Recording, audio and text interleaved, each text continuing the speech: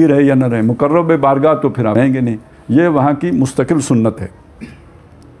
और ये जैसे जो कोई भी ऐसा होगा तो उसके यहाँ फिर यही होते हैं। आप इसके मुकाबले में आप देखें, वैसे तो ये इस्लाम के नाम पर भी यही सुन्नतें फैलाई जा रही हैं, लेकिन अगर आप दौरे नबवी को देखें सल्लल्लाहु अलैहि वसल्लम, हुज़ूर ने कैसी कैसी मिसालें कायम की हैं कि अगर एक आदमी आके मशवरा दे रहा है, या ये मशवरे को तो छोड़, मशवरा तो बहुत बड़ी शय है, अगर कुछ जज्बाती नौजवानों की ख्वाहिश है कि हम बाहर निकल कर लड़ें, तो नबी सल्लल्लाहु अलैहि वसल्लम उनकी ख्वाहिश का एहतराम करके, जबकि अपनी राय कुछ और है, आप उनकी ख्वाहिश का एहतराम करते हुए बाहर जाकर लड़ने के लिए तैयार हो जाते हैं।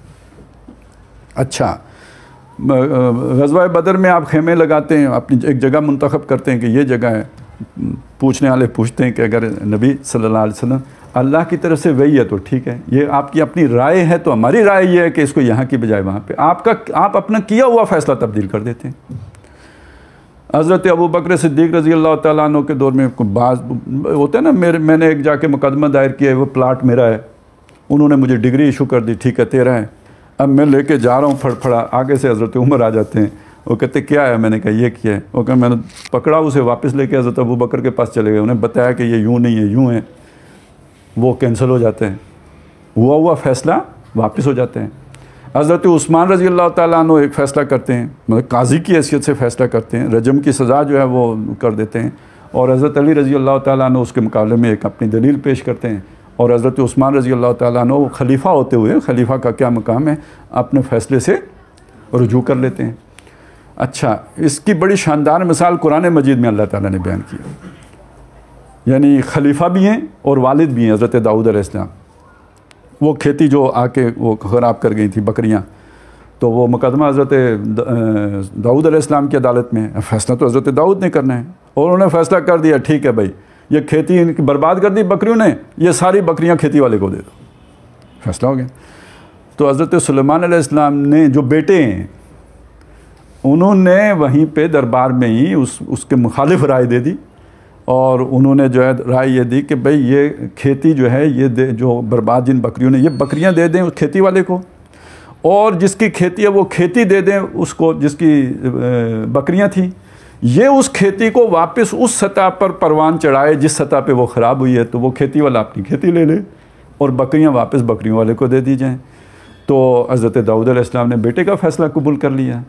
तो यहाँ पे जो हमारी तालीमात हैं, या जो दीनी तालीमात हैं, या जो वह अम्रुहुम शूरा बैनहुम का है, तो उसमें इस पे कोई तौहीन आमेज़ नहीं लगता कि मैं किसी और की बात को मान लूँ या तस्लीम कर लूँ और अपनी राय पर उसकी राय को तरजीह दे दूँ, लेकिन यहाँ पे तो इसकी कोई गुंजाइश नहीं है। और यही वजह होती है ना फिर इस तरह की जो भी बेशक रज़ाकार जमातें क्यों ना हों, तो उसमें फिर करीब तरीन वही लोग जगह पाते हैं जिन्होंने 60 साल तक ये खुशामद के तौर तरीके सीखे हों। ज़ाहिर है आप किसी गवर्नमेंट जॉब में हो, कहीं आपने सिविल सर्विस में कुछ किया हो, तो आप एग्जिस्ट तो नहीं कर सकते अगर आपको ये तौर तरीके नहीं आते कि साहब की मर्ज़ी क्या है और साहब क्या चाहते हैं और उनके दिल को जाके टच करने वाली बात कौन सी है। ये इस फ़न में ताकूंगे तो आप नौकरी भी अच्छी करेंगे, अच्छा मनपसंद जगह पे तयनात भी रहेंगे, नहीं तो ट्रांसफ़र ही होंदियां रहंदियां ने।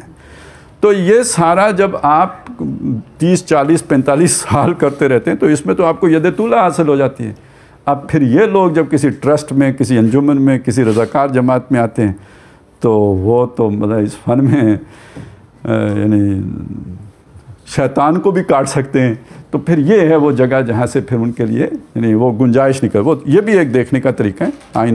आईने के बगैर भी इस ऐनक से भी देखा जा सकता है कि कौन अपने गिर्द कैसे लोगों को इकट्ठे करके रखता है। ये मौलाना अमीन हसन इस्लाही एक इसके लिए वो तरकीब इस्तेमाल किया करते थे कि अंजुमन सताइश बहमी ठीक है ना। तो ये एक मजलिस शूरा है जो बाल्फाज दीगर अंजुमन सताइश बहमी भी है। लिहाजा अब जो मुशीर साहब खड़े हुए हैं उन्होंने तो पहले जनाब यानी जो असल नैरेटिव उसने बयान किया उसको तो उन्होंने कहा जी बिल्कुल, इसमें तो कोई शक नहीं। इसमें क्या शक है कि मुहकम है ये इब्लीसी निज़ाम। यानी सबसे पहली बात करने की ये है कि बादशाह सलामत हमारे बारे में ये ना सोचिएगा कि हम आपकी लाइन से हटकर सोच भी सकते हैं, कोई हमें ख्याल भी आ सकता नहीं, कोई शक ही नहीं है साहब। बिल्कुल ज़रा बर शक नहीं है कि ये इब्लीसी निज़ाम बहुत महकम है अंदर से। जो भी है हमेशा से देखें, ये कुरान मजीद ने अहले ईमान की सिफत बयान की है कि उनको खौफ और हुज़न नहीं होता। अला इन्ना औलिया अल्लाहि ला खौफुन अलैहिम वला हुम यहज़नून, और अला बिज़िक्रिल्लाहि तत्मइन्नुल कुलूब। ये इत्मीनान क़ल्ब इसी शय का नाम है कि आपको खौफ कोई ना हो। दुनिया में बदअमनी और फसाद पैदा ही खौफ करता है। आप ज़रा तज्जिया करें, फ़िरौन ने हुक्म जारी कर दिया कि जो बच्चे इस साल पैदा होंगे उनको कत्ल किया जाए। क्या वजह बयान की जाती है? क्या वजह थी उसकी? अमन के लिए, ख़तरा था, खौफ था कि कोई ऐसा बच्चा कि जो मेरी सल्तनत को तबाह व बर्बाद न कर दे। तो उसका खौफ था जिसने ये कदम उसको उठाने पे मजबूर किया। अच्छा, आजकल दुनिया में ये जो इराक़ की जंग हुई है, अभी अफ़गानिस्तान की हुई थी, ये जो उस और दुनिया में जो सारा कुछ फैला हुआ है, इसके लिए जो उन्होंने जो भी स्ट्रेटजी बनाई है या जो डॉक्ट्राइन है, वो डॉक्ट्राइन क्या है? ये प्रीएम्प्टिव मेजर है। तो ये प्रीएम्प्टेशन क्या होती है? आपको किसी जगह से ख़तरा है, उस ख़तरे के पनपने से पहले, ज़ाहिर होने से पहले आप nip the evil in the bud, ये जो करते हैं, ये है प्रीएम्प्टिव मेजर। ठीक है, हिफ्ज़ मा तक़द्दुम, यानी पहले ही अपनी हिफाजत कर लेना। तो आपको ये अभी वो ख़तरा ज़ाहिर नहीं हुआ, आपने महसूस किया कि यहाँ से मुझे ख़तरा है, आपने उधर ही जाके उस ख़तरे का कला कमा कर दिया है। तो इसके पीछे असल बात क्या है? खौफ है। लेकिन आपने कहना क्या है? एंड ऑफ हिस्ट्री, तारीख अपनी हमने तो अचीव कर लिया जहाँ तक इंसान पहुँच सकता था, बस। अच्छा, इसको कुरान मजीद कहते हैं, दावा क्या है उनका? वो ऐसे ही लोग, मालकुम मिन ज़वाल, तुम्हें कोई ज़वाल नहीं है। ठीक है ना? तो ये दर हकीकत उसी खौफ को ख़त्म करने के ही तरीके हैं, वही झूठ पर मबनी तरीके हैं। और नहीं जी, हमारी हुकूमत को कोई ख़तरा नहीं, हमारे मुल्क को कोई ख़तरा नहीं, हमारे निज़ाम को कोई ख़तरा नहीं, हमारी तहज़ीब को कोई ख़तरा नहीं। एक तरफ ये नैरेटिव चल रहा है, दूसरी तरफ और चंदा और दो और मज़ीद कुर्बानी के लिए तैयार हो जाओ, ये ख़तरा है, वो ख़तरा है। ये दोनों साथ साथ चल रहे होते हैं, और जिस बुनियाद पे चल रहे होते हैं कि आवाम की याददाश्त कमज़ोर होती है और दूसरे चीज़ों को कनेक्ट नहीं कर सकती। बाकी ये कि जो कनेक्ट करके दे दो, दे दे, हाँ ये चीज़ें कनेक्ट करता है, इसको उठा लो ठीक हो गया। तो इसमें क्या शक है कि मौका में ये इब्लीसी निज़ाम पुख्ता तर, इससे हुए खुए ग़ुलामी में अवाम। अब ये भी उसी के नैरेटिव को जो उसने पहले बयान किया था, जैसे पिछली दफ़ा जो मैंने आपके सामने बात रखी थी। और अब ये दूसरा नुक्ता वो है जो पिछली दफ़ा, चूँकि वो अबीब जालिब का भी वो आया था, ये जो 10 करोड़ हैं, जहल का निचोड़ हैं, ठीक है। और वो जो कुत्ते वाला आया था, काश कोई सोई हुई दुम मिला दे, ठीक है। तो ये क्या है? ये वो शय है, यानी ये इसका ये मतलब नहीं है कि वो आवाम को कुत्ते कह रहे हैं, इसका ये मतलब नहीं है कि वो आवाम को जाहिल करें। वो जो मतलब है उसका ये है कि इनको इन लोगों ने इस तरह सुला दिया। अब ये जो हुक्मरान की साहिरी है, इसने इन्हें ये बना दिया, नंबर 1। और नंबर 2 वो बात, इसको ज़रा यहाँ पे जोड़ लें, जो शाह वलीउल्लाह रहमतुल्लाह अलैह ने फरमाई कि जहाँ पे इंसानी ज़रूरतें, उनकी बुनियादी ज़रूरतें, उनकी कफ़ालत का सामान नहीं होगा तो इंसान फिर ढोर डंगर बन जाते हैं, फिर वो अपनी उन ज़रूरतों से आगे नहीं दे सकते। अब इसमें जो हिकमत की बात है उसे समझें। ये निज़ाम कभी भी अफोर्ड ही नहीं कर सकता कि अवाम की बुनियादी ज़रूरियात पूरी हों। लोग अगर अपनी बुनियादी ज़रूरियात से बेफिक्र हो गए तो फिर इनको ख्यालात आने, ऊंचे ख्यालात आने शुरू हो जाएंगे। तो जब ऊंचे ख्यालात आ जाएंगे तो हमारे निज़ाम का क्या बनेगा? इनको मस्त, जैसे वो था ना, मस्त रखो ज़िक्र फ़िक्र सुबह गाय में से, इनको 2 वक्त की रोटी में फंसा के रखो, जो उससे आगे सोच ही ना सकें, देख ही ना सकें। ऐद हाजिर मलकुल मौत है तेरा कि जिसने कब्ज़ की रूह तेरी दे के तुझे फ़िक्र माश, फंसा लो इसको, इसके अंदर फंसा लो। अब यह है कि उसे बस जैसे कुत्ते को रोटी की फ़िक्र है बस, और जैसे जाहिल को नहीं पता होता मेरे आगे पीछे, ये इस अवाम को ढोर डंगर बनाने वाला ये निज़ाम है। अच्छा, इसको जो कुरान मजीद ने कहा ना कि ये जो शैतान है, अश-शैतान व याइदुकुमुल फ़क्र, ये शैतान है जो तुम्हें फ़क्र से डराता है और वो यानी ये अगर अल्लाह की राह में उठे तो फ़कीर हो जाओगे और ये हो जाओगे और वो हो जाएगा। ये उस यानी बजाय वो उसको अता करने और फिर अल्लाह की राह में ख़र्च करने पे वो कहते हैं ये तुम्हारे लिए जो है फ़कीरी आ जाएगी। अच्छा, ये बात तो एक हो गई ना। आगे क्या है? 2 काम करता है, या मोरकुम जो तुम्हें हुक्म देता है, बिस्सू एक बुराई का, और दूसरा वल फख्शा बेहयाई का। ये फ़क्र के साथ बेहयाई का बड़ा गहरा ताल्लुक़ है कि जब आप बुनियादी इंसानी औसाफ से नीचे गिर गए तो फिर आप अपनी उन्हीं ज़रूरियात को पूरी करने के लिए आपको इज़्ज़त बेइज़्ज़ती का कोई मसला बीच में नहीं रहा। और जिस तरफ वो दौलत की जो रेल पेल हो गई है तो उन्हें अय्याशी करने के लिए ज़ाहिर है फिर वो खुली छूट चाहिए। तो एक तरफ ज़रूरत की वजह से जो है एक इंसान बेहयाई पे मजबूर हो गया, दूसरी तरफ अय्याशी के लिए इंसान बेहयाई पे आमादा हो गया। तो ये शैतान ने वो जो शाह वलीउल्लाह ने फरमाया था ना 2 धारी तलवार हैं, तो अब ये 2 धारें आपको नज़र आ गई ना, इधर भी उसने मार की और उधर भी मार की। तो ये खुए ग़ुलामी जो है, ये ग़ुलाम आदमी अल्लाह का बंदा हो ही नहीं सकता। आज़ा मर्द हुर है जो अल्लाह का बंदा हो सके, जिसकी गर्दन किसी और के आगे नहीं झुक सकती है। उसकी खुद ही इस बात को गवारा नहीं करती कि वो किसी और के आगे जो है वो नज़रें झुकाए या गर्दन झुकाए। अब ये गर्दन जब अल्लाह के सामने झुकेगी तो ये कोई माना रखती है ना, इसका कोई मफहूम है, इसकी कोई मकाम है। बाकी ये कि वो उधर भी मिन्नतें और चापलूसियाँ, तो इधर भी हमदो सना, तो फ़र्क क्या है? उधर गया तो उसने जो ज़मीन आसमान के कलाबे मिला दिए। साहब आप जैसा तो हकीम दाना बिना मैंने ज़िंदगी में नहीं देखा। इधर आया तो सुब्हानकल्लाहुम्मा व बिहम्दिका। तो इस सुब्हान अल्लाह की क्या अहमियत है? जिसने किसी और को नहीं माना ना, वह मन यकफुर बित्तागूत व यौमिन बिल्लाह। अब ये है वो कि जिसका तो ये ग़ुलामी को कोई मामूली शय ना समझें।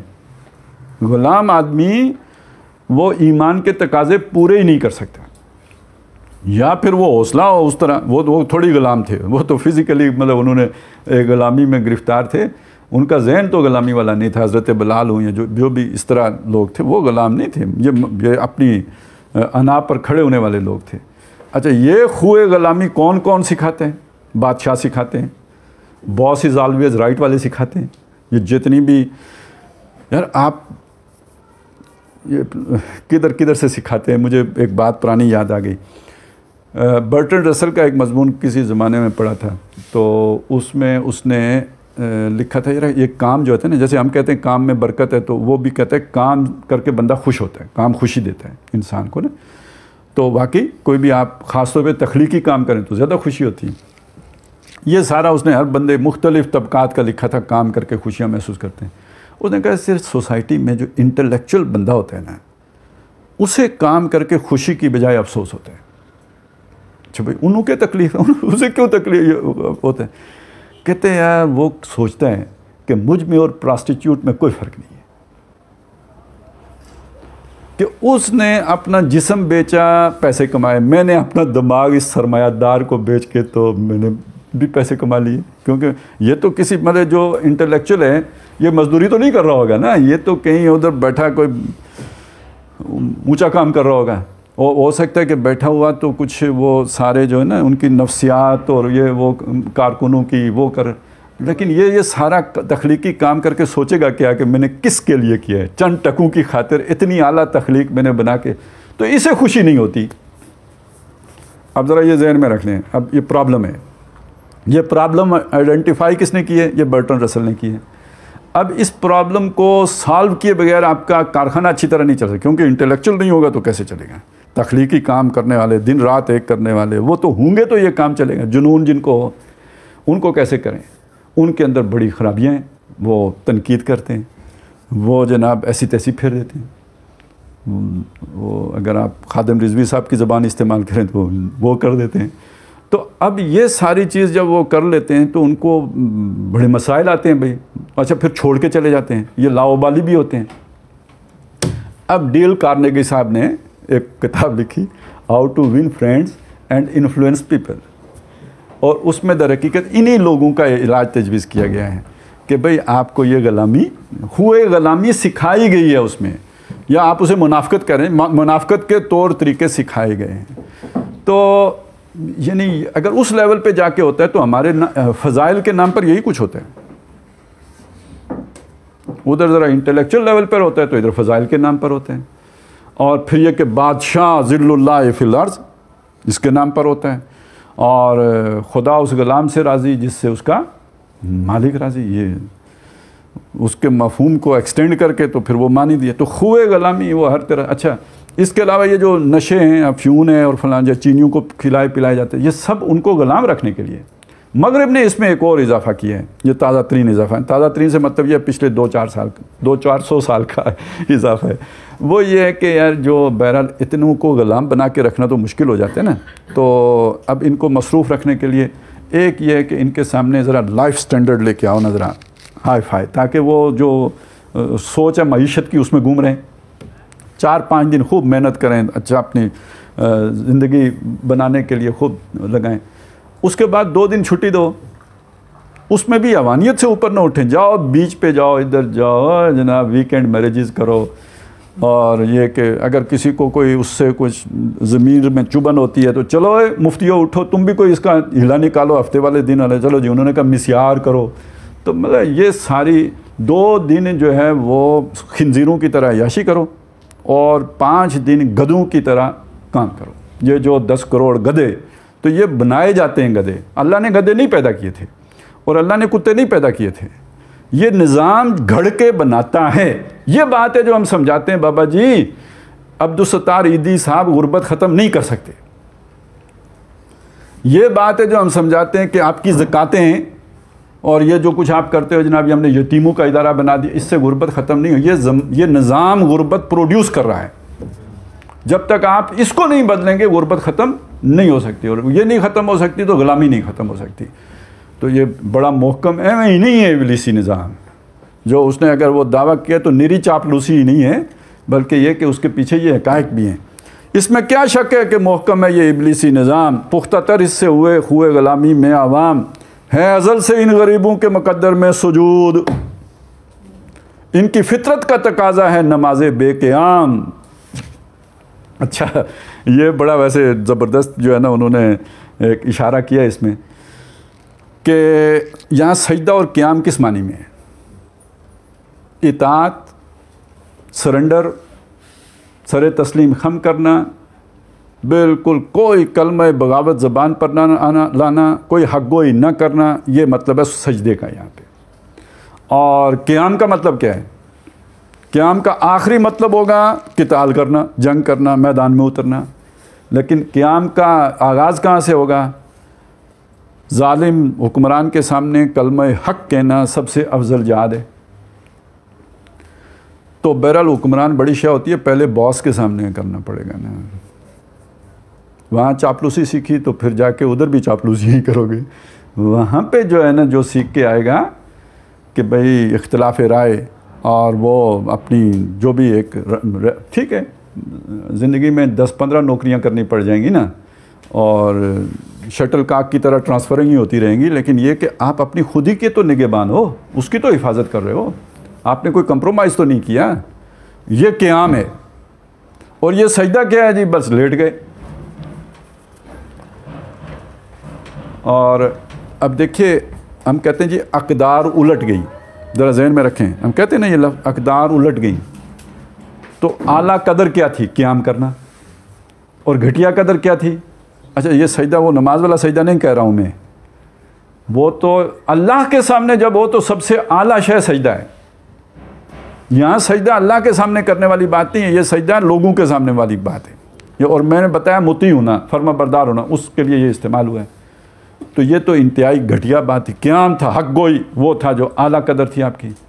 अब जो हक़ गोई पर खड़ा होता है वो समझा जाता है यार इसको कोई खुश्की हो गई है दिमाग में, यानी ये बड़ा हमदर्द आदमी ये समझेगा कि इसके दिमाग में खुशी, बादाम खाने का मशवरा देगा। और जो थोड़ा सा यानी दरमियाने किस्म का होगा तो उसको लगेगा कि नहीं ये तो कोई वैसे ही इनके स्क्रू ढीले हैं। मतलब बंदे को कोई समझ ही नहीं है, थोड़ा मतलब स्क्रू का मसला है, कोई ढीले रह गए। और जो ज़्यादा हमदर्द होगा वो कहेगा यार जादू हो गया। यही हो रहा है हमारे माशरे में ये। और उसके मुकाबले में जिसे जो आती हो वो खुए दिल नवाजी नीचे नहीं, खुए दिल नवाजी ऊपर, अपने साहब का दिल जीतने का आदत पुख्ता हो गई हो जिसकी, तो जिसका ये मामला हो कि बच्चा सियाना है, समझदार है, बात करने का ढंग है, तो ये है कदर बदल जाना, उलट जाना। तो इसलिए शैतान को भी लगता है कि हमारा ये तो बड़ा मुहकम है अज़ल से इन गरीबों के मुकद्दर में सुजूद इनकी फितरत का तकाजा है नमाज बेक़याम। अच्छा, एक बात और भी जहन में रखें कि ये जो हुर्रियत का जज्बा है ना, ये भी बंदा घर में सीखता है। ये माँ बाप का काम है कि हुर्रियत का जज्बा बच्चों के अंदर पैदा करें। वहाँ अगर बाप साहब भी डंडा लेके खड़े हैं ना, तो ऐसी की तैसी, तो वो फिर वहाँ एग्जिस्ट करना है तो सजदा करके ही एग्जिस्ट करना है ना, तो ये जज्बा वहाँ मिलता। अच्छा, अब एक बात और समझें, ये जो पिछले 100 साल में हुआ है, या कम अज़ कम 150 साल, बल्कि 100 साल से ज़्यादा हो गए, इसमें एक नया तरीका वारदात है कि बच्चों को माँ बाप से लेकर उन तालीमी इदारों में तालीम दो कि जहाँ पे माँ बाप का अमल दखल नहीं है। शुरू ही से उन्हें इदारा जाती निज़ाम के अंदर उस गर्दिश में ले आओ। अब वो बन जाते हैं रोबोट, मैकेनिकल इंसान बन जाते हैं। जज्बात एहसासात वो तो माँ बाप से सीखने थे उन्होंने, वो तो सीखने से रहे। यही वजह कुरान मजीद ये यतीम पालने का भी जो कहते हैं ना, अपने घर में पालो ना, अपने बच्चों के साथ पालो। अब घर में पालोगे तो वो टेंटू भी करेंगे, अब वो तो बड़ी मुसीबत का काम है। आपने आसान तरीका निकाला कि जनाब वो मैंने 10,000 रुपये महीना जो है ना, वो मैं एक यतीम को पालता हूँ यतीम खाने में। और यतीम खाने में अब वो आपने सुना वो दारुल अमान में वो जो लाहौर में वो जो लड़कियों के साथ हुआ है, यतीम खानों का तो ये माहौल है। बदनाम मदरसे होते हैं, लेकिन ये मदरसों में भी यही कुछ होता है। वो माँ का प्यार तो मदरसा नहीं दे सकता, तो अगर मदरसा नहीं दे सकता तो लानस कॉलेज दे सकते हैं, बरनाल दे सकते हैं। तो वहां से जो इंसान निकलेगा ढल के, तो खुदगर्ज इंसान ही निकलेगा। और खुए गुलामी वहीं पे हो तो फिर वहां का वो डिसिप्लिन। फिर लोग कहते हैं जनाब रिटायर्ड होके किताब किधर लिखते हैं, तो किधर लिखें बेचारे उधर तो वो ट्रेनिंग का हिस्सा ही नहीं है कि आप उसके अंदर रहते हुए आग सच की बात करें। फिर गए आप आउट सिस्टम से बाहर, वो मैंने आपको पहले बताया कि वो आपके लिए कोई गुंजाइश नहीं होती कि आप फिर सिस्टम के अंदर रह सकें, फिर सिस्टम से बाहर हैं। तो इसलिए वो कहते हैं यार कि ये बहुत ही मजबूत और मुस्तहकम मेरा निज़ाम है। आरज़ू अव्वल तो पैदा हो नहीं सकती कहीं, इतना मुस्तहकम है वो मुशीर साहब। इसमें मिर्च मसाला ज़रूर है, लेकिन बहरहाल इतना भी मिर्च मसाला भी शैतान के सामने खालिस मिर्च मसाला तो नहीं लग सकता ना। कोई कुछ तो सच होगा तो तब उसके ऊपर मज़ीद उसने जो है वो रंग भरा होगा। तो कहते हैं आरज़ू नहीं पैदा होने का भी यहाँ मतलब क्या है, यानी आरज़ू कौन सी, क़याम की आरज़ू, इस निज़ाम को तोड़ देने की आरज़ू, ये कहीं नहीं पैदा हो सकती। इतना इसका मतलब कहीं कहीं में क्या क्या है, क्या दुनिया के इदारे, क्या दीन के इदारे, क्या मजहबी इदारे और क्या गैर मजहबी इदारे, और क्या सेकुलर स्टेट और क्या नाम नहाद कोई इस्लामी रियासत हो, मुक़द्दस मकामात की मुहाफ़िज़। तो आरज़ू अव्वल तो पैदा हो नहीं सकती कहीं, मत समझें कहीं पैदा होगी वो। अब इसीलिए मैं कहता हूँ यार वो खिलाफत भी आएगी तो असली वाली नहीं आएगी, ठीक है ना। तुर्की वाली आएगी, तुर्की से गई थी, तुर्की से आएगी, असली वाली नहीं होगी। और वो शैतान को सूट करेगी। वो जो आने वाला निज़ाम है उसमें शैतान को तुर्की वाली खिलाफत सूट करेगी, जो ख़त्म हुई थी वो सूट करेगी। अब शैतान को सेकुलरिज्म वारा नहीं खाता। और फिर उसी के एंड पे दज्जाल ने भी तो आना है ना। तो दज्जाल क्या मतलब कोई उरियों होके आएगा, फिर दज्जाल कहाँ हुआ? शैतान बन के आएगा, फिर दज्जाल कहाँ हुआ? फिर तो मतलब जो जिस शय को वो आग समझते वो बन के आया। दज्जाल दजल फरेब तो वो तो होगा ही तब जब आप समझें ये खलीफा मुअज़्ज़म है और वो शैतान अकबर।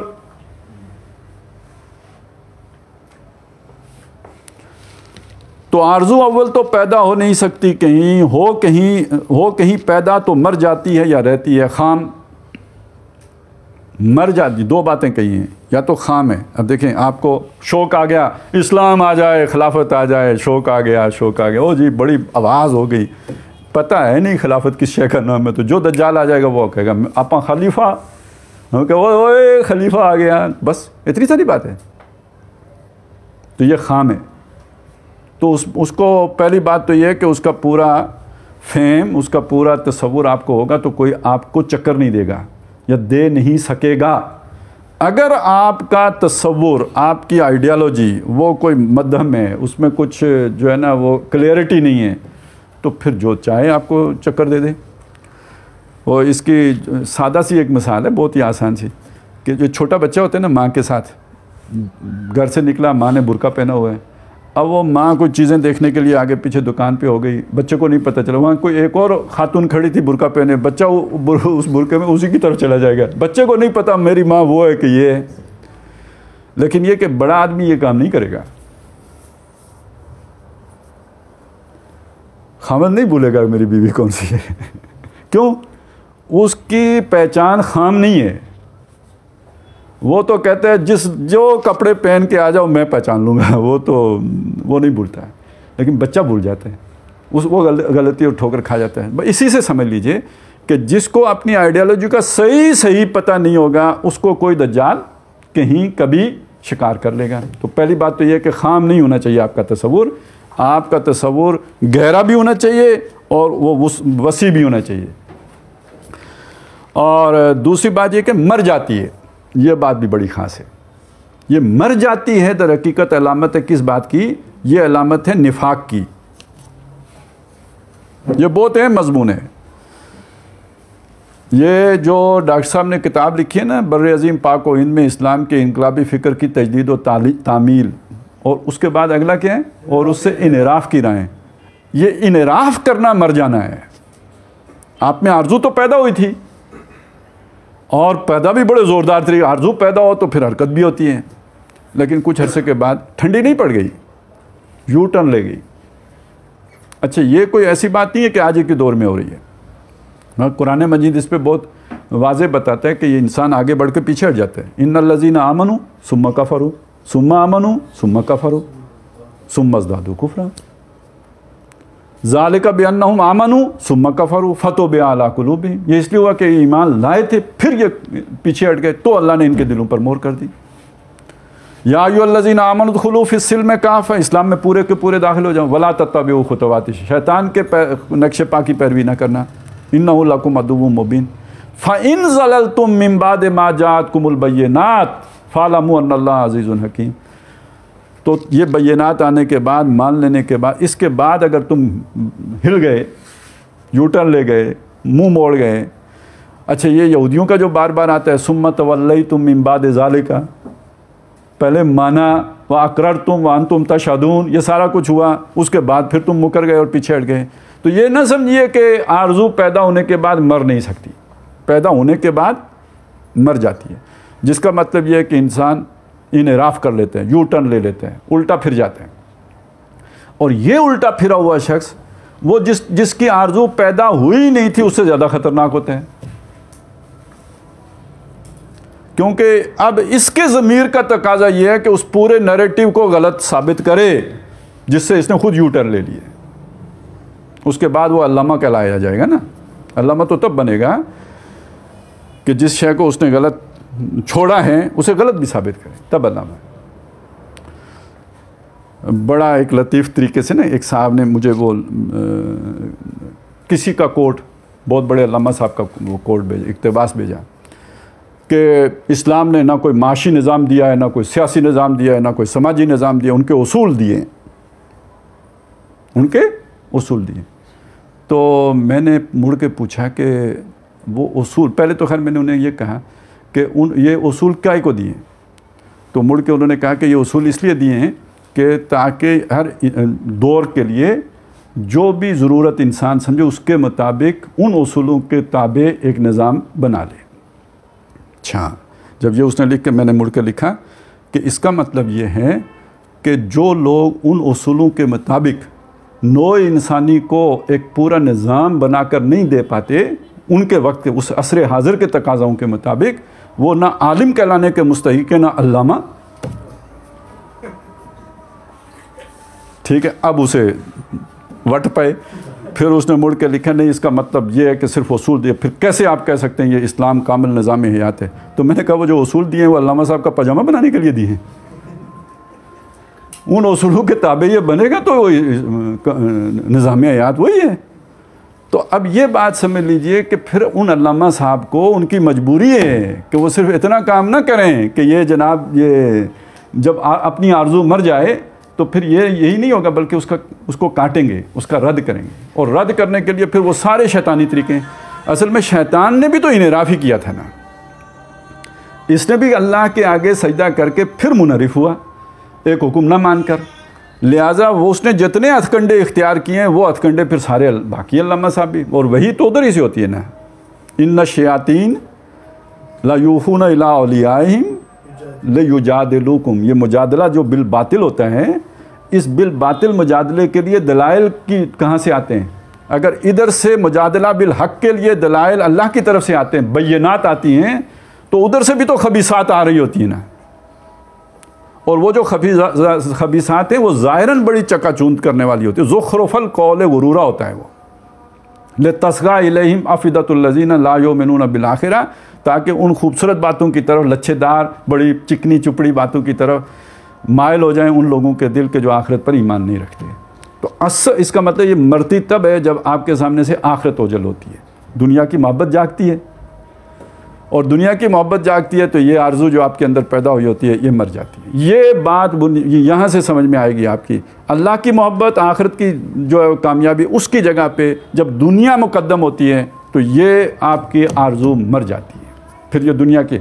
इसीलिए ये सारे वो जो मैंने आपको बताया था ना, वो जानते बूझते किताब में तरमीम करते हैं, ये करते हैं, वो सारी चार्जशीट जो अल्लाह ताला ने बनी इसराइल को की सूरह बकरा में, तो उसको जाके जो उनका आखिर में जो उसको कंक्लूड किया है, उलाइकल्लज़ी नश्तरउल हयात दुनिया बिल आखिरा, ये वो लोग हैं जिन्होंने दुनिया की ज़िंदगी को आखिरत के बदले में ख़रीदा है।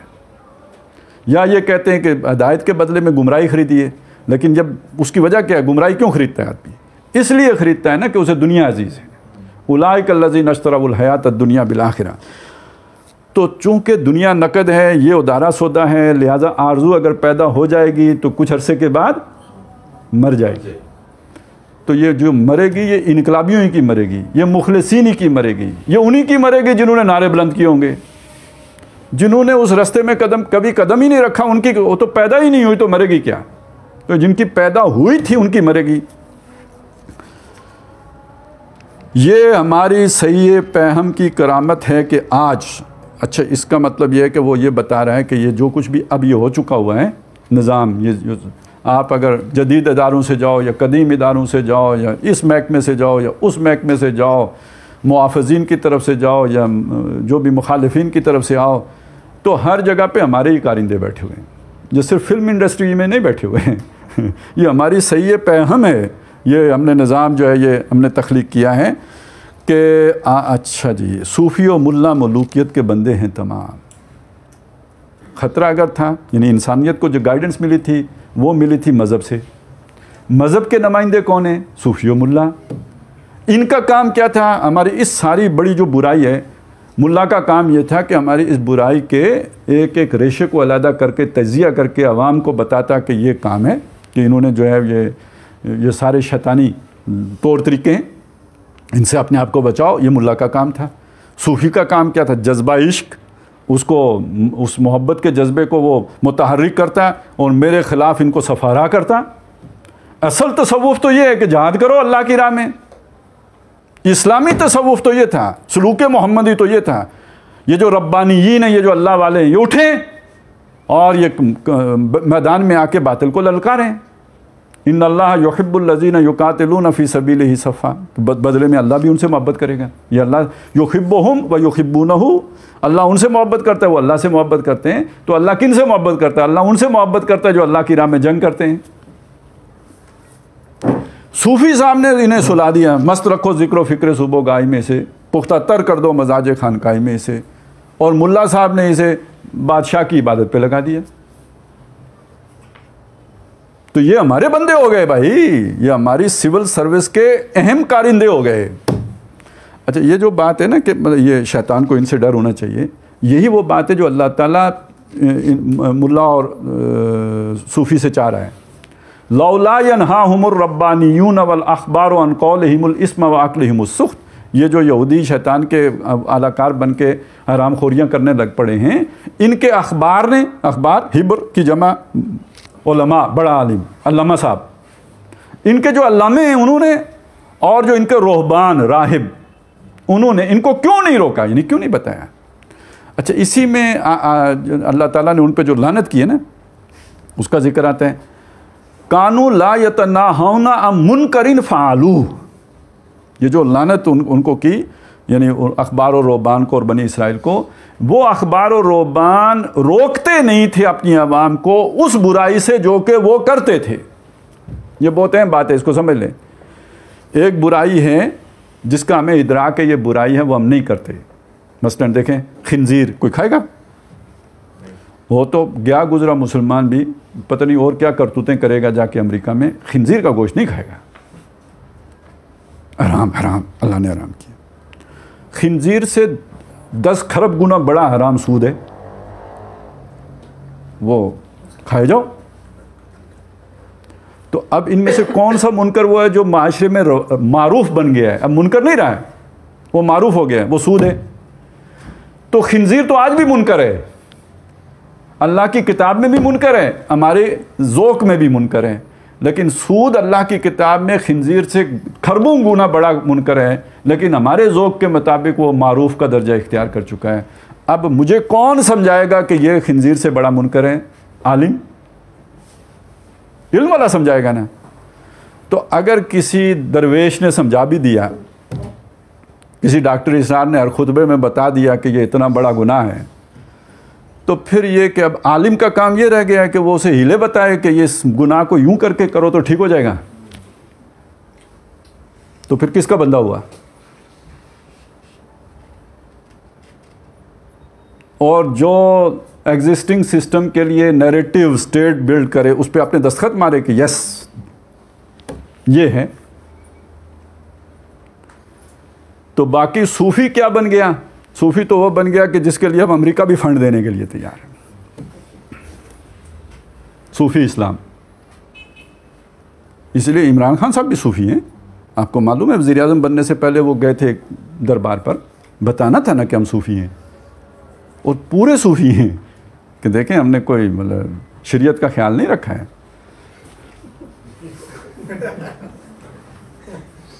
सूफी है, पूरे मुकम्मल सूफी है। तो उसके अलावा भी बस अगर सूफ़ी का काम यही है कि भाई लो लगा के बैठो, अल्लाह की तरफ जो है मुतवज्जे रहो, तो फिर बहरहाल ये इस्लाम नहीं है, और ये डाइवर्ट करने, और ये वाली राबानियत इसने हर दौर में जुल्म को सपोर्ट किया है कि जो बंदा उसके ख़िलाफ़ खड़ा होकर सजदे से उठ कर क़याम कर सकता था, उसे कहा यार ये काम करने से बेहतर आओ जंगल में चल के अल्लाह अल्लाह करें। तो ये हमारी सही पैहम की करामत है कि आज सूफ़ी व मुल्ला मलूकियत के बंदे हैं तमाम। तबाए मशरक़ के लिए मौजू यही अफ़यून थी, वो कभी चीनियों को अफ़यून खिलाई थी, लेकिन ये कि ये जो सूफ़ी इस्लाम वाली अफ़यून है ये उससे बढ़कर काम करने वाली है, वरना कवाली से कुछ कम तर नहीं इल्म कलाम। अब ये एक नया मसला खड़ा हो गया जी, यानी एक तो तसव्वुफ़ हो गया, एक इल्म कलाम है।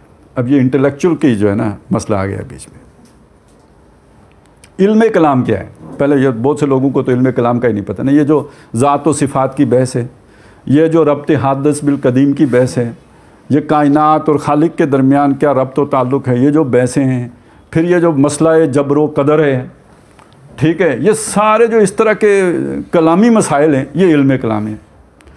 तो जितना तसव्वुफ़ इंसान को बेअमल बनाता है, वो ज़िक्र व फ़िक्र वाला तसव्वुफ़, उससे बढ़कर इंसान को ये इंटेलेक्चुअलिज़म बेअमल बनाता है। आपको तो मैं बताऊंगा ना, वो जो हमारे 8 साल पहले इंटेलेक्चुअल पैदा हुए थे वो अब किधर हैं? इसलिए उनके लिए भी फंड वहाँ से आते हैं। वो क्या है, मदरसा डिस्कोर्स है कि क्या है, यूनिवर्सिटियाँ उसको जो फंड कर रही हैं ना, क्यों कर रही हैं कि भाई इन बहसों में लग के भी कम दा बंदा कोई नहीं रहना, ठीक है ना। आरजू अव्वल पैदा हो नहीं सकती, हो जाए तो मर जाती है या रहती है खाम, तो वो भी गई। और छड़ो जी, इकामत दीन हो ही नहीं सकती जब तक पहले आप इंटेलेक्चुअल काम ना करें। ये वो ज़ुख़्रुफ़ुल कौल है, ये इंटेलेक्चुअल काम नहीं है, ये खौज़ हिम यलाबून है। खौज़ अपना वो जो आता है ना कुरान मजीद में, ये छोड़ दो इनको, अपने इसी खेल में लगे रहें। ये बातें करके हज़ उठाना, ये ज़हनी अय्याशी का एक लफ्ज़ इस्तेमाल होते हैं। एक जिस्मानी अय्याशी होती है, बाज़ लोगों को उससे कोई गर्ज़ नहीं होती। एक शायर होते हैं, उसे आप खाने को दें न दें, उसको कुछ मिले न मिले, उससे गर्ज़ नहीं। आज जो मैंने कलाम कहा है आप बराए मेहरबानी सुन ले, मैं खाना खिलाऊंगा आपको। ये चस्का है, मुझे आपको नहीं है इसलिए नहीं पता ना उसका, जिसको है उसको ठर्क, उसको पता है कि ये क्या ठर्क होती है। तो इसके साथ अगर फिर वो इस इंटेलेक्चुअल बहस में जिनसे मुखालिफ भी शरीक हो जाए, फिर तो चार चांद लग जाते हैं। एक तो आला इल्मी काम, और वो आला इल्मी काम भी जिनसे मुखालिफ के साथ बैठकर। सोने पे सहागे का लफ्ज़ तो बहुत हल्का सा हो गया है। किसी वैसे शायर ने ये बड़ा आइडियल किस्म का तस्वुर दिया था, किसी में ज़रा शेर तो बड़ा उल्टा सा है, लेकिन बहरहाल बात को आखिर इबलाग का हक़ है, अदा करना पड़ता है। कहते हैं मैं भी ग्रेजुएट, तू भी ग्रेजुएट, इल्मी मुबाहिस हूँ, बस आगे मैं छोड़ देता हूँ। तो ये इल्मी मुबाहिस, ये भी इंसान को नकम्मा करने के काम आते हैं। जो बंदा इन बहसों में पड़ गया, जब अच्छा वो अल्लाह का इल्म कामिल है कि वो जुज़वी है तो कितना है, तो ये सारी फजूल बहसें, इंसान को नकम्मा करने वाली बहसें। तो ये इकबाल ने हालांकि ख़ुद बहुत से कलामी बहसें की हैं। अच्छा, ये एक दोस्त पूछ रहे थे ये इल्म गैर नाफ़े क्या होता है? यही इल्म गैर नाफ़े होता है। इल्म तो है और बड़ा जनाब आपको बड़ा अल्लामा बनाने वाला इल्म है, लेकिन ये कि इसका नफ़ा क्या है? नफ़ा ये है कि आप एक काम कर सकते थे, उस काम से भी गए। अच्छा, मज़े की बात ये कि ये हमारे जो दोस्त थे, इनको सबसे बड़ा जो एतराज़ था हमारी तरह तंजीम के ऊपर, वो ये था कि ये इकामत दीन की जिद्दोजहद फ़र्ज़ ऐन है। ठीक है, जब इल्मी काम की बात आई तो हमने कहा ये ऐन है या कफ़ाया है? तो मान गया ये तो कफ़ाया है। तो है कफ़ाया के लिए ऐन को छोड़ रहे हो, ये कौन सी अक्लमंदी की बात है भाई? तो ये है असल में सारा कि जो उधर से निकल आया, उस फंदे से निकल आया, फलानी रुकावट अबूर करके आया, आगे एक बड़ा सांप है ना, फिर थले सिफर। तो इससे बढ़कर ये इल्म गैर नाफे क्या, ये मुज़र इल्म है। इससे ज़्यादा नुकसानदेह इल्म क्या होगा कि जो आपको उस जिद्दोजहद से ही जो है वो मुनरिफ कर दे। वरना कवाली से कुछ कमतर नहीं इल्म कलाम है, तवाफ़ व हज का हंगामा अगर बाकी तो क्या। वैसे ये हंगामा भी खलता है, यानी ये तवाफ़ व हज का हंगामा भी पसंद नहीं, खलता है। तसल्ली ये दी जा रही है कि बहरहाल इसमें हमने जान तो नहीं छोड़ी।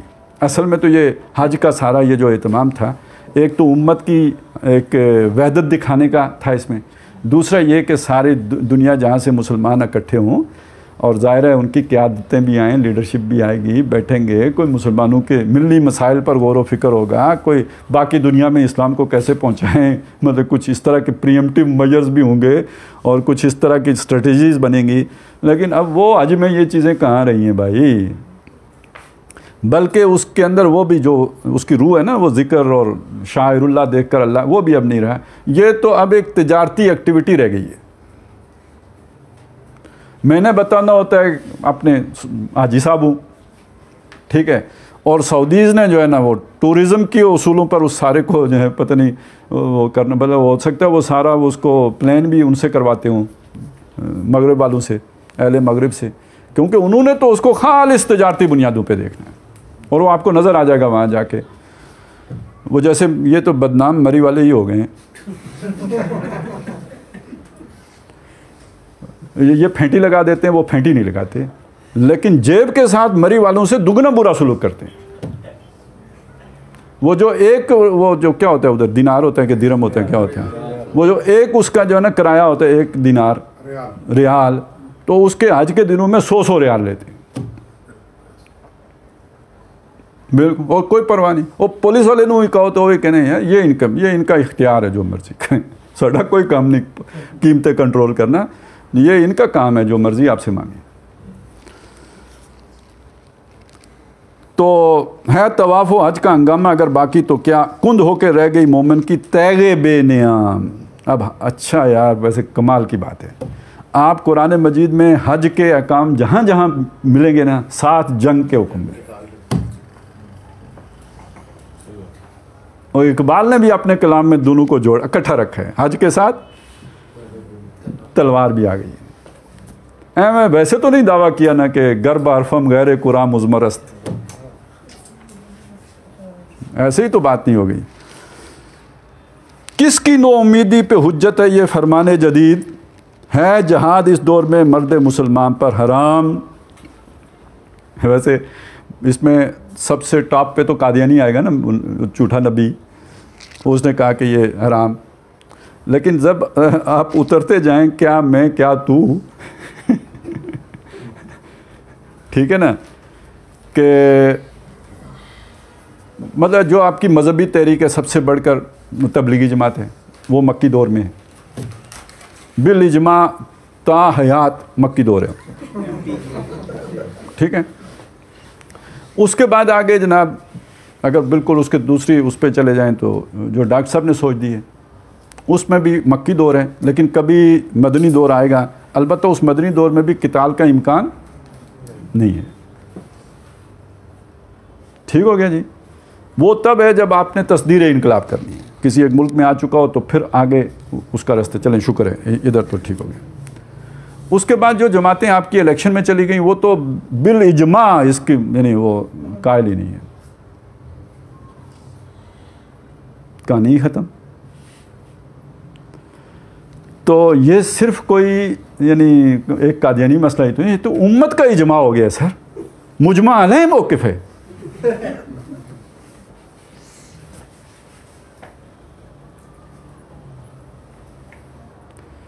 तो ये नोउमीदी किसकी है? बहुत जल्द आने वाली खिलाफत की है हालत ये है, ठीक है, आपको नज़र आ रहा है बहुत जल्द खिलाफत आ रही है। तो अभी इसमें बात वही है नंबरदार बनने की, वो मर गया तो फिर कौन बनेगा, फिर कौन बनेगा। अमेरिका ख़त्म भी हो जाए तो खिलाफत अभी आने वाली नहीं है। इस वक्त इबलीसी निज़ाम नहायत मुहकम है, ये उसका दावा है। और उसने जो नज़र आता है, ठीक है, ये वही बात हो सकती है कि जैसे मूसा अलैहिस्सलाम को नज़र आया था, वो जो भी रस्सियाँ थी कि वो अजदे बन गए हैं, कमज़ोर निज़ाम है। लेकिन ये कि बहरहाल इस वक्त बज़ाहिर जैसे उनको रस्सियाँ अजदे नज़र आए थे, ये निज़ाम बड़ा मुहकम नज़र आता है। तो ये पहले मशीर साहब ने अपनी गुजारिशात पेश की, फिर इनके बाद एक और मशीर ने बादशाह सलामत पर कोई एतराज़ नहीं किया, लेकिन इस मशीर पर एक छोटा सा एतराज़ किया। तो फिर वो ये उसको उसका जवाब देता है। ये इंशाअल्लाह ताला फिर हम अगली नशिस्त में देखेंगे। सुब्हानकल्लाहुम्मा व बिहम्दिका नशहदु अन ला इलाहा इल्ला अंता नस्तगफिरुका। 55 मिनट ही हुए।